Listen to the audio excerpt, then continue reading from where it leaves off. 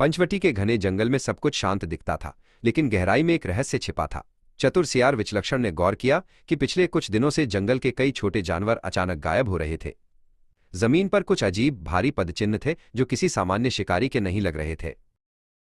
तभी विचलक्षण की मुलाकात कस्तूरी नाम की हिरणी से हुई। कस्तूरी बहुत घबराई हुई थी। उसने बताया कि उसे एक मायावी गुफा के बारे में पता चला है, जहां से मधुर संगीत सुनाई देता है जो जानवरों को अपनी ओर खींचता है।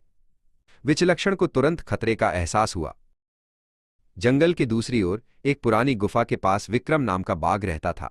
वो दिखने में बहुत बीमार और लाचार लगता था, लेकिन उसकी आंखों में एक अजीब सी चमक थी। वो गुफा के मुहाने पर बैठकर आने जाने वालों पर पैनी नजर रखता था। विचलक्षण ने गुफा के पास जाकर जांच करने का फैसला किया।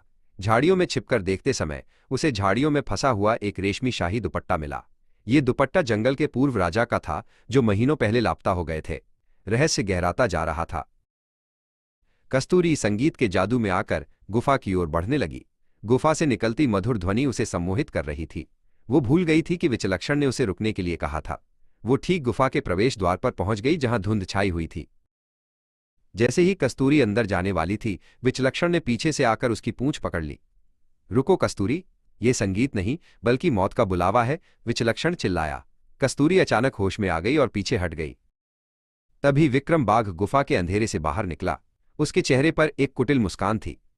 उसने कहा, विचलक्षण, तुम बहुत बुद्धिमान बनते हो। क्या तुम्हें नहीं लगता कि इस गुफा के अंदर छिपे खजाने से तुम पूरे जंगल के राजा बन सकते हो? विचलक्षण ने देखा कि गुफा के फर्श पर सूखी पत्तियों का एक बड़ा ढेर था। उसने अपनी सूखी लकड़ी से उन पत्तियों को हटाया तो नीचे एक गहरा और खतरनाक गड्ढा दिखाई दिया। विक्रम वास्तव में जानवरों को अपनी बातों और जादुई संगीत से फंसाकर इस गड्ढे में गिरा देता था। विक्रम ने विचलक्षण पर हमला करने की कोशिश की, लेकिन विचलक्षण पहले से तैयार था। उसने अपनी चतुराई से विक्रम को बातों में उलझाया और उसे उसी गड्ढे की ओर धकेल दिया। विक्रम अपना संतुलन खो बैठा और खुद ही अपने बनाए जाल में जा गिरा। विचलक्षण और कस्तूरी ने मिलकर गुफा के अंदर फंसे अन्य जानवरों को आजाद कराया। जंगल में फिर से शांति और सुरक्षा लौट आई। विचलक्षण ने सबको सिखाया कि लालच और मधुर बातों के पीछे अक्सर बड़ा खतरा छिपा होता है।